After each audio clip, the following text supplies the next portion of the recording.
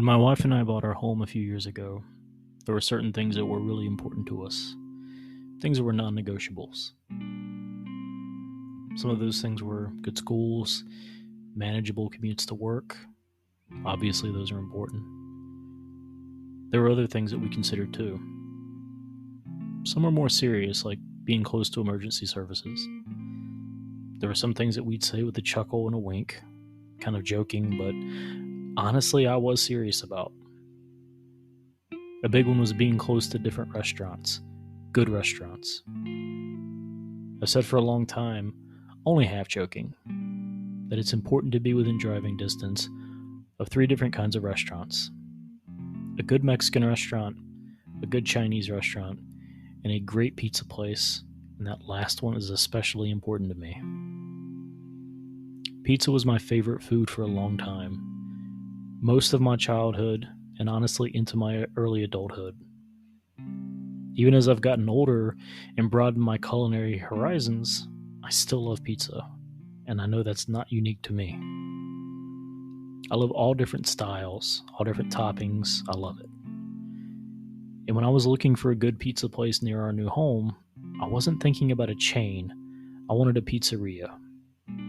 I wanted one that was owned by a member of my community, someone who didn't just love the money, but also loved pizza. I wanted a place where care, time, and effort were put into every step of the process, every piece of the pizza. The crust, the sauce, the cheese, the toppings. Look, everyone has had pizza. Everyone's had good pizza, bad pizza. But when you have great pizza, I think you understand what I'm saying. Great pizza can make a bad day pretty good. Great pizza makes Friday night into pizza night. The most succinct way I can say it is that great pizza is just perfect. And great pizza is made by great people. People who have dedicated themselves to perfecting their recipe. People who care about those steps and about the individual components. People like Anthony and Carrie LaPalma, who founded La Palma's Pizzeria.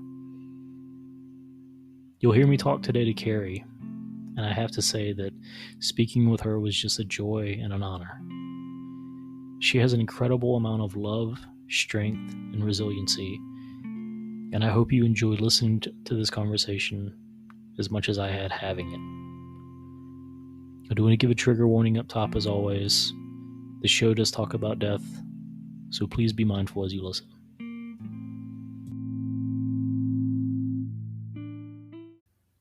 Hello and welcome to our last meal.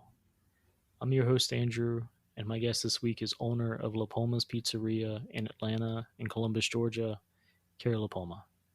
Carrie, thank you so much for joining me. Hey Andrew, thank you so much for having me. I really appreciate it. Yeah, I'm excited to have you on. I am full of transparency. This is our second go at this due to technical difficulties, so I have fingers crossed that this time works out better. It will work. It will be fine. I see. That's the optimism I need. That's the optimism I need. Yeah. I said this in the first one. I'll say it again. I have been looking forward to this conversation. We had a mutual friend, I guess, that introduced us, and just talked about your story and just how inspiring it was, and also just how amazing of a person you are. So I have been just very excited to talk with you, and I just appreciate you being here. That's really awesome. Thank you so much. Yeah.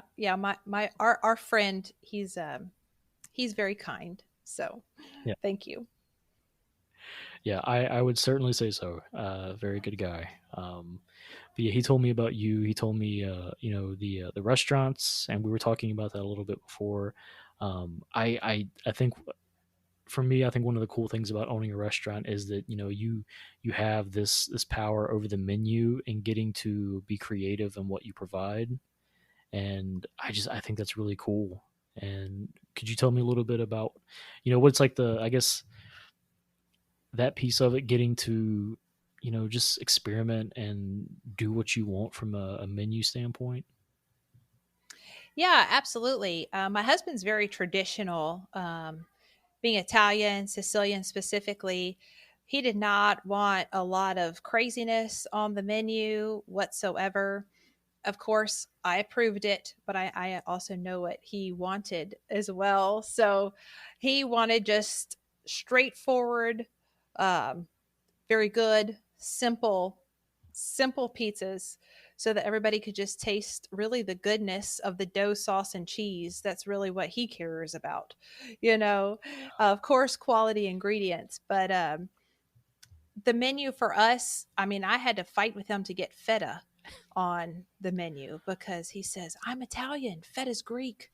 Like I can't have feta on my menu. And I said, come on, babe. It is the 2000s. It is okay for you to have feta on the menu. Now he does not dislike any Greek person whatsoever. It was just hilarious. He's like, no, we're sticking Italian. But it's just funny. So our menu is very, very traditional, um, good, high quality, not a lot of experimentation, just because he wanted it to be basic. Yep. Fair. But I think you get to the point of what's important there, and that is doing it well. I do love, I like the idea of having the power to have the creativity over a menu, but there is something to be said for just good, simple food, but just done really well. I am a big fan of that. I will also say though, thank you for fighting for feta. I love feta cheese on a pizza. It's fantastic. Absolutely. I said we got to have some feta. We got to have it on there. But yeah, quality is what we stand for. We have spared no expense when it comes to quality. It's all real ingredients. So that's what we've staked our name on. So I definitely give him props for just really holding that up and maintaining, the quality over the years, and not letting other people say, oh, well, you should have this and you should have that, or do this, do that. You can take people's opinions by all means, what your customers are desiring and wanting, but still keeping that core Yeah. value there. Well, it's an integrity thing, right? It's Yes. because it's the integrity behind doing it properly and, like you said, with good ingredients, fresh ingredients. I think that's important, but the integrity of, okay, having a vision and sticking to that. I Mhm. think I like that. Yeah, absolutely. I mean, that's really how we started, and that's really what has kept me going, even after his passing. Is just our vision.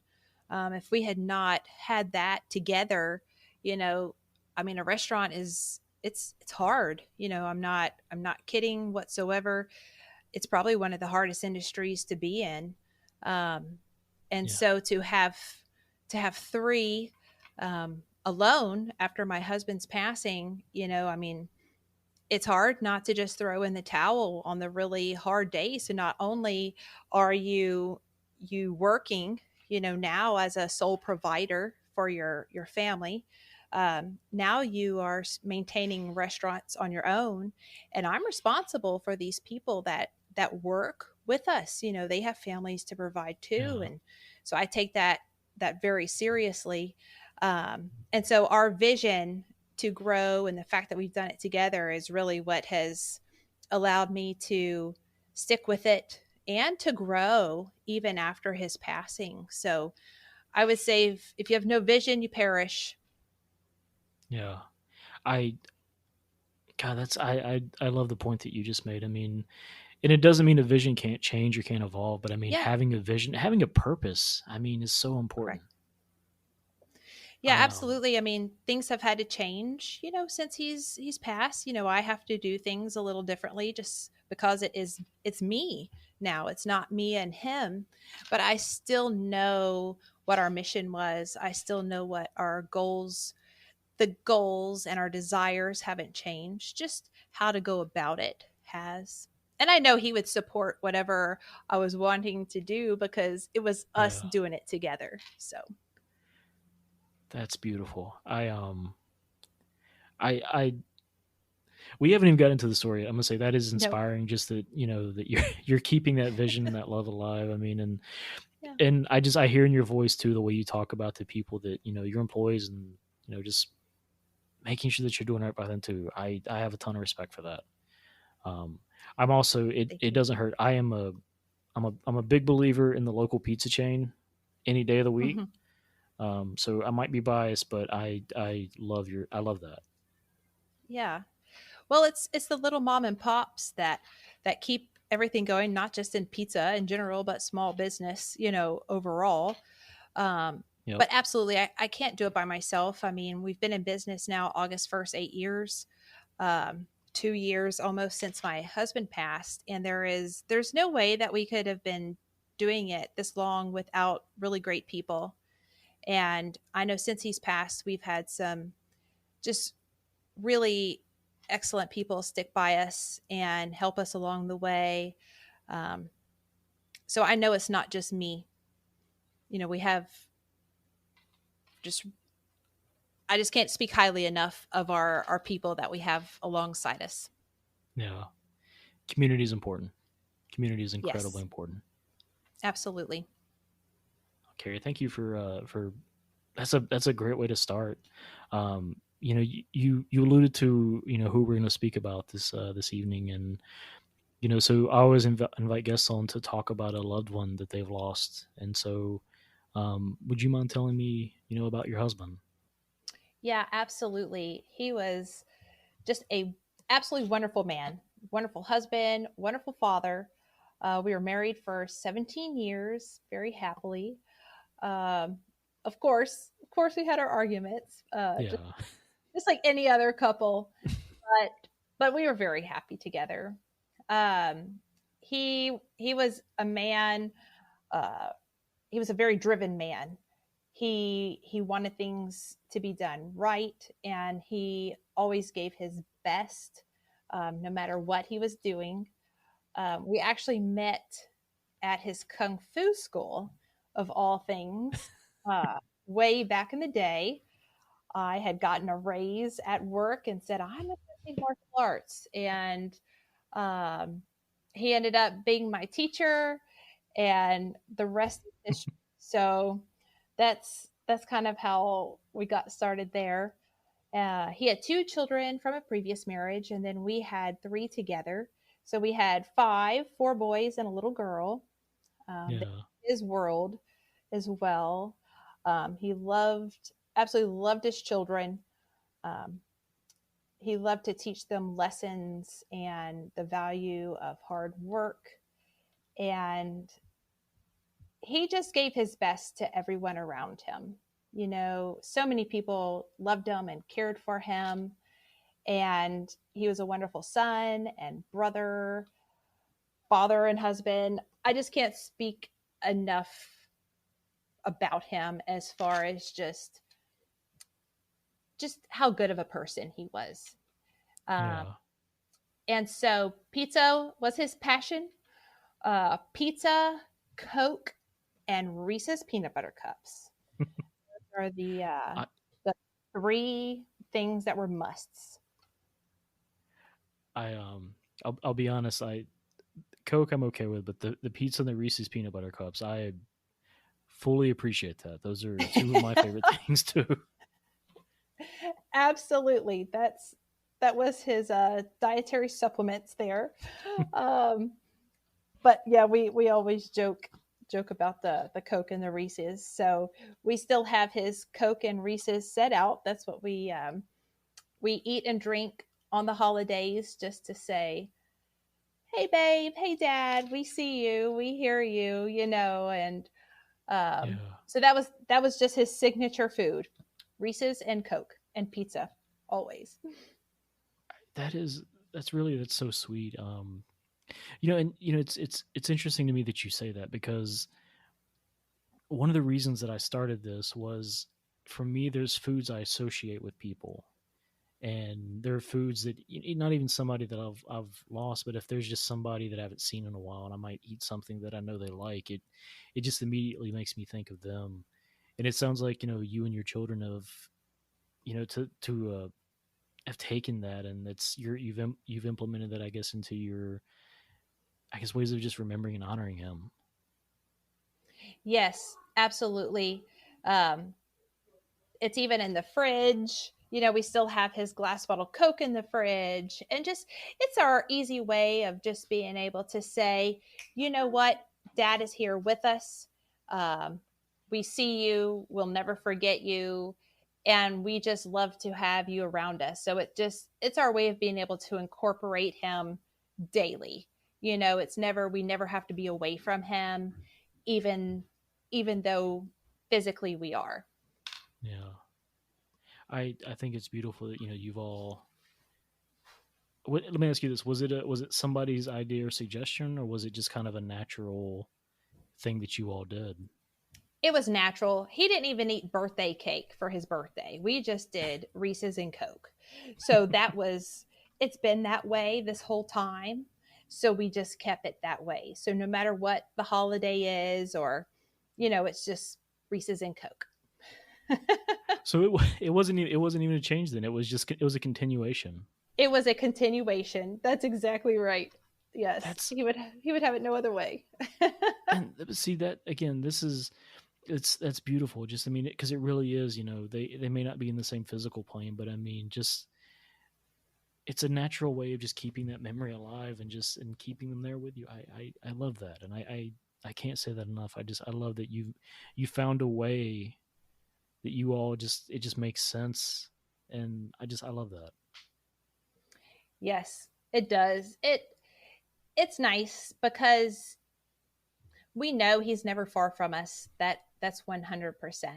But just having those little things there, even though they're small and they might not mean anything to anybody else, we know what they meant to him, and Yeah, therefore that's what it means to us. It just allows us to see him. Basically, it becomes um, just, I'm not really sure what the word is, but it just becomes that memory spark, or you just relate those items, like you said, that food to that person. And then you're just continuously there with them. They're just in your mind whenever you see it. yeah. Now, let me ask too. I mean, I know grieving is it's difficult. I think for anyone, and in different episodes that I've talked on this with people, whether it's regardless of the kind of grief, regardless of how much preparation you have, but in your instance, I mean, you at the same time you're grieving a husband, you're helping your children, you've got a business, you know, how did you do that? How are you able to maintain and to balance all these things? I'm going to tell you, it's hard. I mean, it is the hardest thing I've ever had to do in my whole entire life. His death was very unexpected to us. He he got off a treadmill at the YMCA literally and had a heart attack. He was just one of those people that you Yeah. hear about. They were able to bring him back, thank goodness, and then we got him to the hospital, and he was literally in the ICU for 22 days, where he actually contracted COVID in the Mhm. hospital. So that's what he passed from. So it wasn't just sudden here 1 second and not the next, but it was still a very sudden thing because it was very unexpected for us. And so coping with that has been extraordinarily difficult. But I will say this, if I can sum it down to just one word, is love. Um, Yeah. he loved me. I mean, we just loved each other so incredibly much that the love is what's carried us through. His children knows that he loved them, and I know that is what has helped carry them through. We I mean, I'm not saying that there hasn't been dark times. There has been so many dark times, and there still are. Even 2 years later, Yeah. it doesn't disappear. You just learn how to use the grief to propel you to be better, because that's what I do every day. It's a fight. I'm very intentional when I get up in the morning, and I say, I am going to be happy today. I am going to be there for my children. I am going to be there for my business and my staff, and I'm going to be there for myself and for my husband, for his memory and for what we built together, um, because we didn't work hard for nothing to just give it up. And I know that my children are learning lessons. I know that my staff is learning lessons. And it just lets you see how what matters to you, priorities change, or you set your priorities based off of what is truly important, what you really value, I think is what grief brings out of you. And being able to still be there for your children during all this, that I think is the hardest part because you know they're grieving too. Um, but in the end, my children, they want to see the business succeed too. So not only do we grieve together, but we've built the business together and it's brought us even closer. And even Yeah. through that, I know that my husband would be happy. So again, it just comes back to love and just knowing that I won't give up. I would I would not give up on him ever, and therefore I would never give up on our dream or our family. That's amazing. I mean, just your whole perspective. I mean, and it's I really I tell you what I find the most impressive about that is that you've kind of come to that conclusion, or you've got that realization again, not just while you've been grieving just for yourself, but just having to balance so much to be able to have that mindset and that rationale and that just I mean, you said it. It's love is at the center of everything, and I would tell. I don't care how woo that might sound to some people. I really don't. I think that love is the most important thing. I mean, that should be the foundation. So for you to have that, and it's so deeply instilled in your children and even your employees, that's just it's wonderful. And apparently, I mean, the fact that they see too that the businesses, I mean, that tangible, I guess, connection or representation of them too. Can you talk about that a little bit more too? Absolutely. Yes. So the business, I mean, that's 100%. It's not only is it just him, but it was me. We did it together. It wasn't just, hey, you know, Anthony Lapoma wants to open a pizzeria. It was no, it was an Anthony and Carrie. So we worked in it day in and day out together. I mean, he still had a full-time job. He worked at a power company. He worked for Georgia Power actually, and so I mean, he had a full-time job, and then I did pizza full-time, and then when he was at Georgia Power, he was pizza, and so we definitely did it together, which made doing it by myself now not so bad because I know it's not only what he wants or wanted, but it's also what I want. I feel like you can only go so far with what someone else wanted, but if you Yeah. don't want it for yourself either, then you're just not going to give as much to it. But just knowing that he's there, um, I can just see him. I can walk into pizza and see him. I know what he would be doing. I know what he would be saying. I can see him stretching a pizza.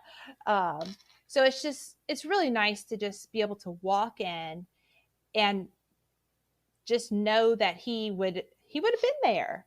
Or I still have Yeah. customers coming up and talking about Anthony Lapoma, and that just it thrills my heart because he just customers loved him, people loved him. So just knowing that I get to walk into my store every day and have him with me, literally. I mean, he put that sink in, he helped Yeah. build that out. He moved that mixer there. It just is super nice. Um, and it's very comforting, I guess. That's really what it is. It's a comfort that allows me to be able to have peace, to be able to do what I have to do. I don't feel like I'm having to leave him behind in any sort of way. I think some people, the reminders make it hard to grieve and to, I won't say move on, because I don't think move on is the right way to look at things. I think Mm-hmm. it's not a move on, it's a keep going.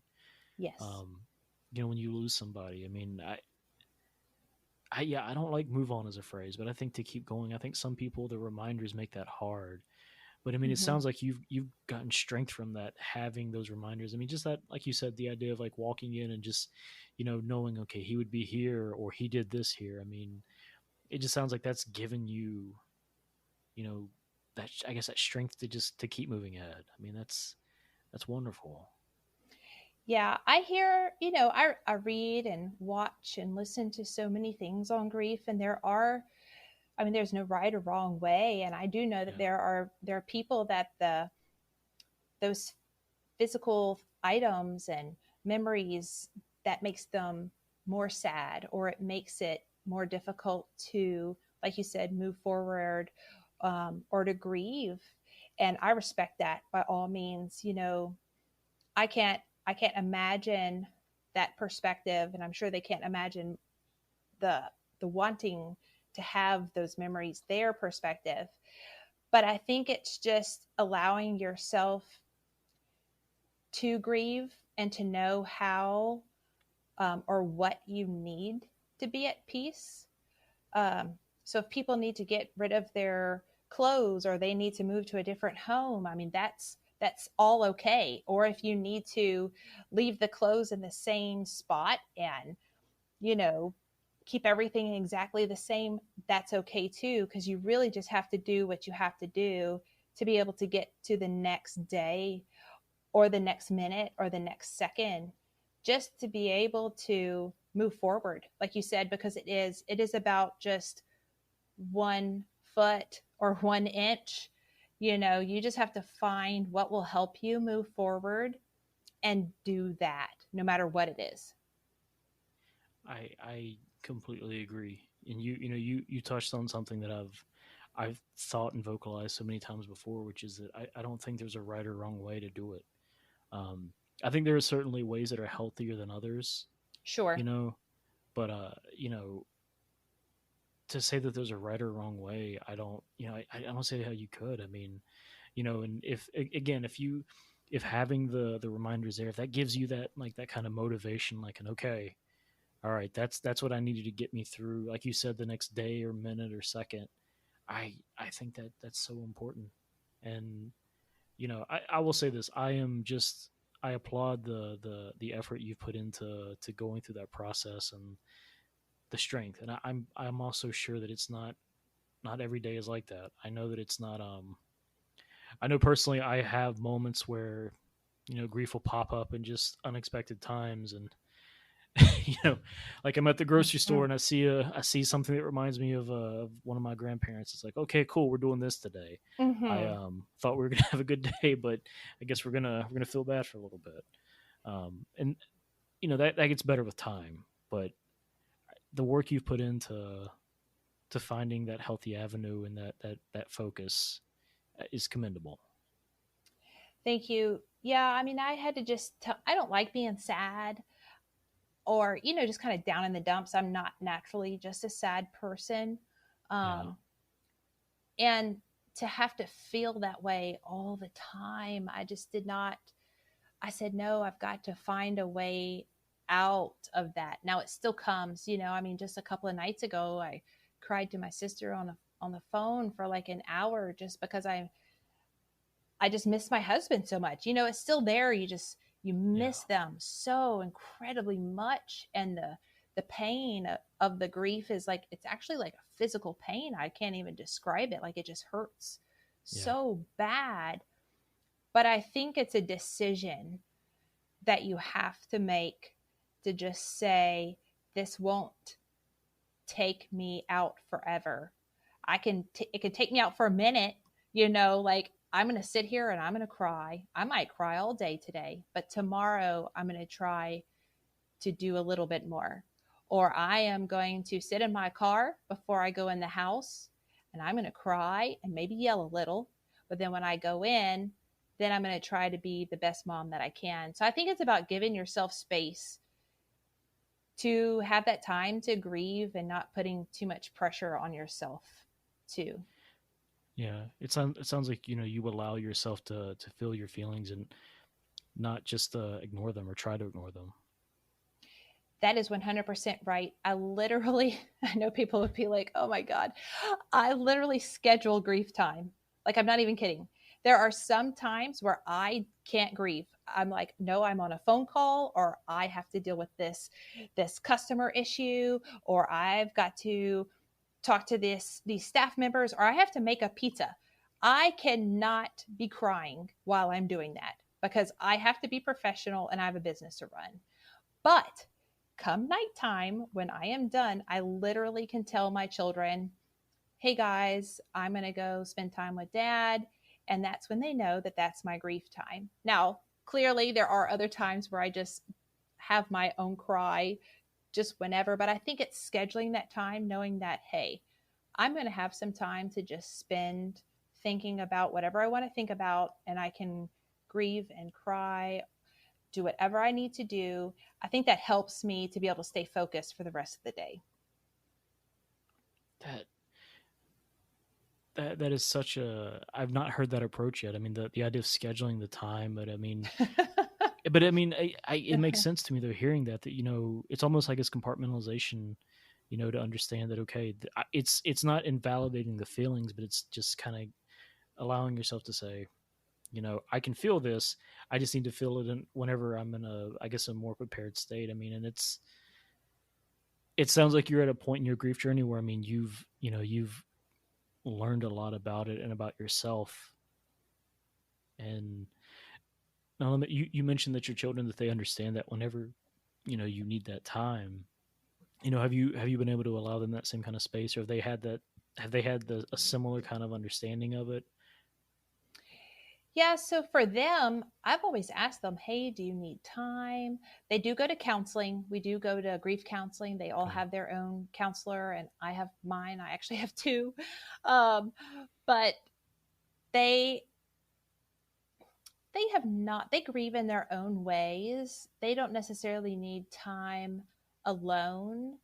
Um, for them, it's definitely like time together. They absolutely see me cry, and I don't try to hide it. I just process it better, I guess, just having some alone time. For them, they like to talk or draw pictures, because my little girl, she'll draw about it or write about it. Or she would actually call me from school. Her teachers would be so fantastic. If she was feeling sad, they would let her call me and talk to me. Um, Whereas my son Luciano, he likes to tell me the lessons that his dad would teach him. Well, dad would Yeah. say this, or dad did that. I can tell when they're in their feels about him because they'll be a big part of the conversation. Or my son Gregorio, they were best of buds, and he would just talk about how him and dad would go here or go there. He would talk more about the memories. Yeah. So they would grieve in their own ways, but I always, absolutely, when I know that that's what they're feeling, I don't care what I'm doing, I stop and I listen to them and just try to give them a sounding board or just listening ears. I mean, that validation is important, especially as a parent myself. I try to understand, and thankfully, she's not to that degree dealt with it. Mm-hmm. She's lost grandparents. I mean, and she understands what that is. But I mean, Sure.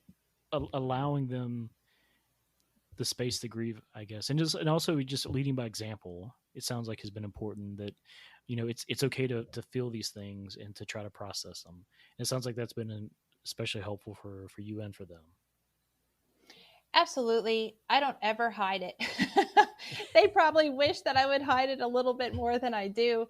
But I think it's important that they know that it's okay. Like, mom's sad because she loved my dad, Yeah.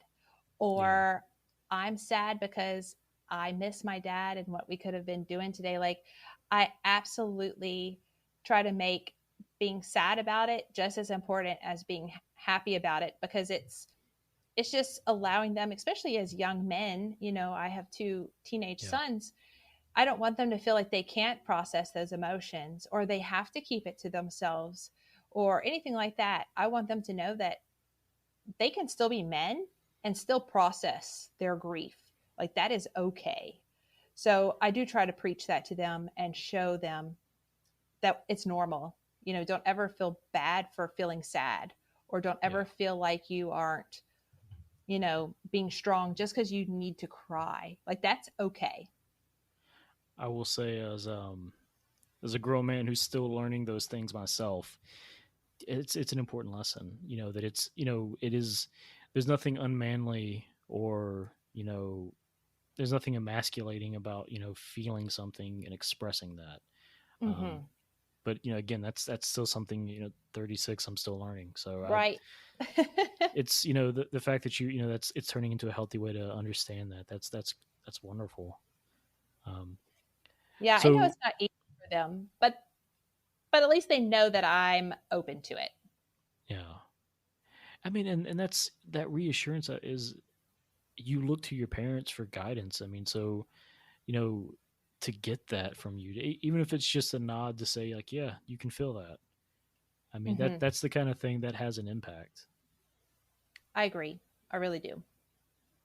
And it just reminds me, I had two guests on once, and one of the things they told me was that they did an entire series diving into grief and what grief means. And the one of the big takeaways, and it makes perfect sense, and you hear it and you're like, yeah, of course, but it floored me was the way they worded it was that just grief is just, and it's another expression of love. That's what it amounts to.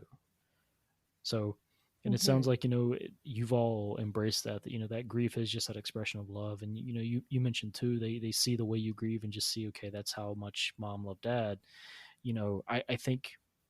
I think putting forward those, I guess, that relationship role model for your kids of it is about love. And it's like, yeah, it's not always perfect. Sometimes couples argue or have to, though they don't see it eye to eye, but working through it and loving through it is key. Absolutely. And even now I still tell them, I'm like, we fought over this. Or I'll be talking about pizza because as they're getting older, they're interested on the pizza side. I'd be like, this is what dad thought, but this is what I thought. You don't always see eye to eye by any means, especially when two stubborn people come together trying to run a business together. You can only imagine. Um, but you're exactly right. I absolutely feel that grief is it's another expression of love because if I didn't love him so strongly, I wouldn't be grieving so strongly. Yeah. And I accept that. I even though it hurts and it's so painful, I just know I'm grateful really is ultimately the word. I'm just grateful that we loved each other so much. So, Yeah, that makes perfect sense. mhm. Um, let me ask this too. You mentioned that they're getting more into the pizza side now. What's that been like for you all? You know, part of that that dream that he and you shared. Now that they get to be more of a part of that, how's that going? Yeah, well, it's very interesting to see. As they're getting older, um, Luciano's 16 and Gregorio, he's 15. Um, I say that, and with my Juliana, she's 8. I say, at least I can run a crew. I can run a shift. Even if everybody calls out, I can run a shift. So they absolutely take pride in it, and they're like, okay, hey, I'm going to work tonight, or do I work tonight? That'll be the question they ask me every morning. Do I work tonight? Yes or no? And so even Luciano, my 16-year-old, he's got his license recently and he's like, oh, that's awesome. Now I can drive to work more. Like for them, they don't see it as any negative whatsoever. They're happy to be there. Their friends are there. They get to work there. It's completely normal to them. My Gregorio, he runs the front like his dad. I'm like, sometimes when we don't have a lot of people or people are on vacation, I'm like, okay, now be owner, like think like dad would. And so he Yeah. embodies that and he tries real hard. And then my little girl, She says she just can't wait to own it so she can fire people. And I said, oh my goodness. So I said, you got a lot to learn, but they all love it in their own aspect. You know, they cook and they bake, and it's all, not all, I mean, they love it on their own, but dad did it. Therefore, I'm going to do it. You Yeah. know, so they take pride in that, and they love that. That's how they can share and still be a part of dad, you know. Yeah. I have found that that, and again, it's the core of this show that the foods that people love. It's a way for us to connect to them. And I think in your case, in your family's case, the fact that it's not just it's above food that he loved. It's not just that, oh, he loved to eat this, on Sundays. It's that, like, he loved this enough that this is what I want to do with my life. I want to do. I mean, and to get to Mm-hmm. just to be in that. I mean, it's a thread that just doesn't break, and that's incredible. And it's yeah, that's just an incredible way to It keep that is. memory alive. I love how you said that. Yeah, he loved it enough to do it with his life, and that is absolutely true. I mean, he would literally record him pinching his pizza crust to hear it crack. I have audio on his phone still with the video of him just being pinching because he liked to hear that crack sound. That's how he knew if it was cooked properly. So, I mean, he literally just loved every aspect of it. Just as passionate as you can be about pizza. You know, I mean, just Yeah, not only was it his hobby, he it was just in him, you know, yeah, 100%. So he was a funny guy when it came down to all of that. So he took it to a whole different level. that's incredible. Let me ask, as a purveyor of pizza, for any home cooks that are trying to make a good pizza, any tips? Dough is key. You can't have a good pizza without good dough. So definitely get you a good dough recipe. And really, depending on where you are in the country or the world, your dough is going to be different. Temperature, it depends on your altitude and how cold it is. And, but find you a good recipe that you really like for dough. And then sauce, and then a good cheese. You have to have a good cheese. But sauce is key. Get some spice in there. So our style, it's New York style, but with Sicilian flavors. So Okay, we like the spicy side of it all. So find what you like, but definitely dough, sauce, cheese. That's your three main ingredients. Those, if you get those right, you'll have an excellent pizza. that's that's perfect. That's helpful. And like I said, we had pizza for dinner, and like now I'm craving it again. So Yes. Uh huh. we'll be we'll be eating pizza again soon. Can't go wrong. It's always the right choice. I, It's COVID proof and recession proof. You will always be successful in a pizzeria. honest, that really makes sense. I mean, because I don't know if because pizza is one of those things that I think it's pizza and chocolate. If somebody tells you that they don't like pizza, or they don't like chocolate, I immediately look at them suspiciously. Yeah, like who are you? Yeah, Where'd like you it. come from? If somebody says I don't like pizzas, like I'm looking at you like an alien. Like you must have just landed on Earth. That Hmm. is the most universal food that there is. It is the Absolutely. perfect food. Yes, because even if you're non-dairy, you can do different things to it, or even Yeah. if you're gluten, you can have a gluten-free crust or different sauces.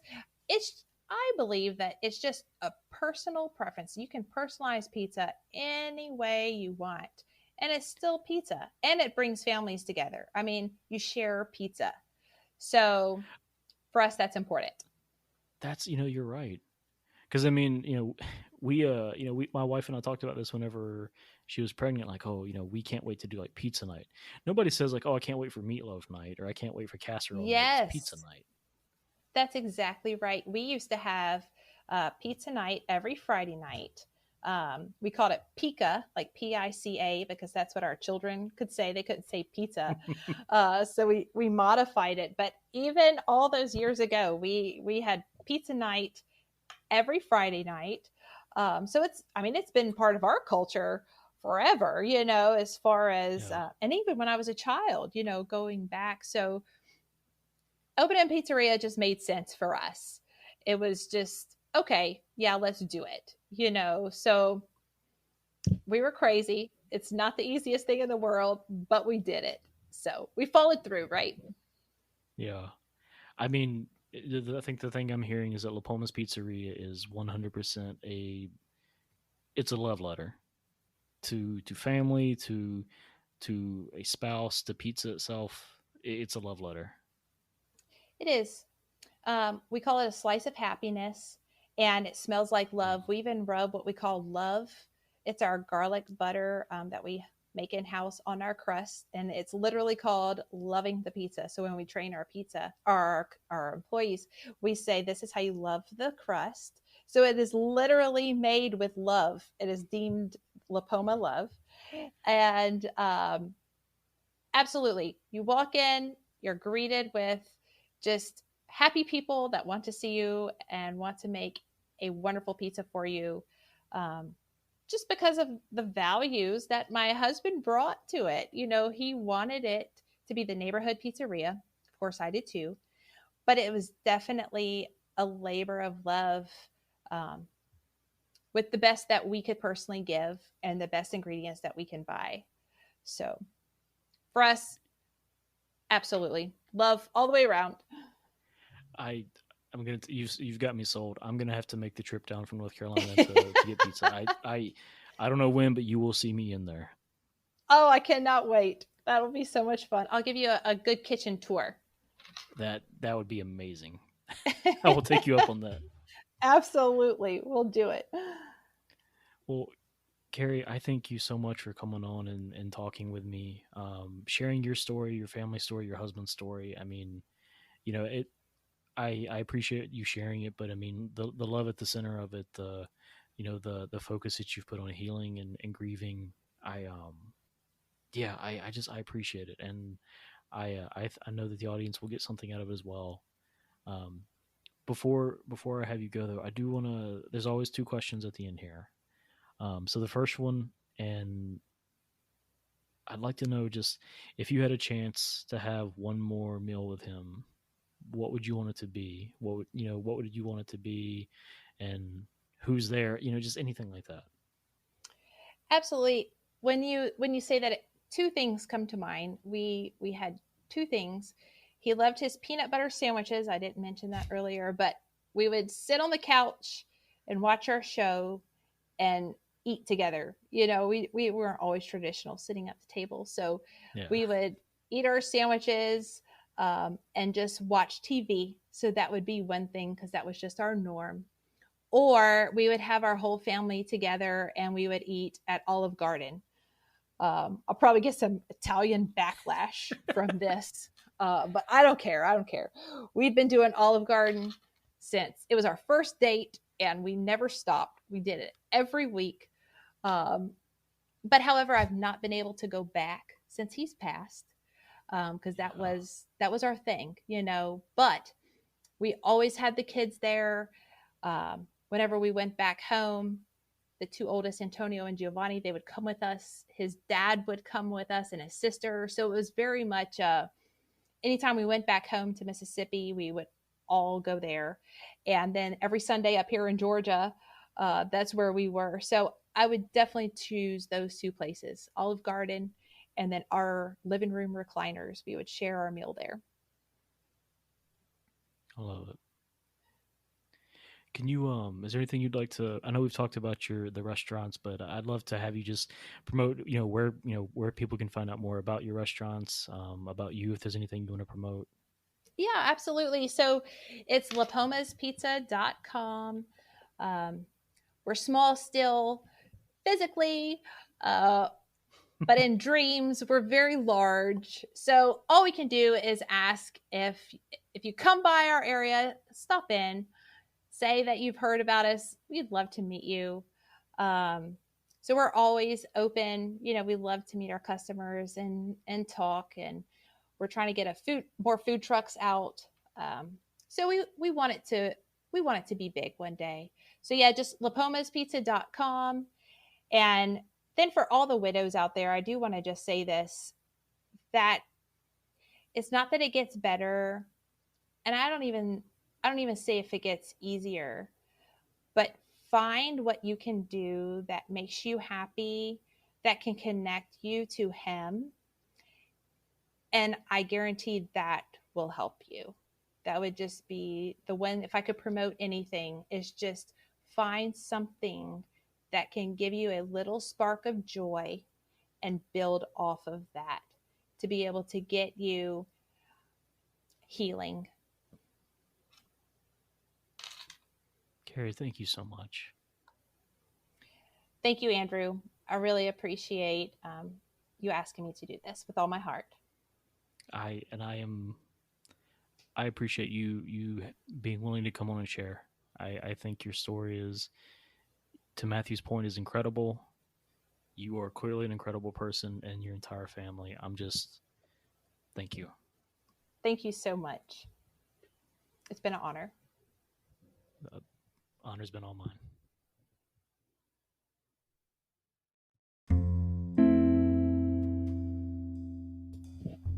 Thank you again to Carrie for joining me today and sharing the story of her family. You can learn more about Carrie and her restaurants at lapalmaspizza.com.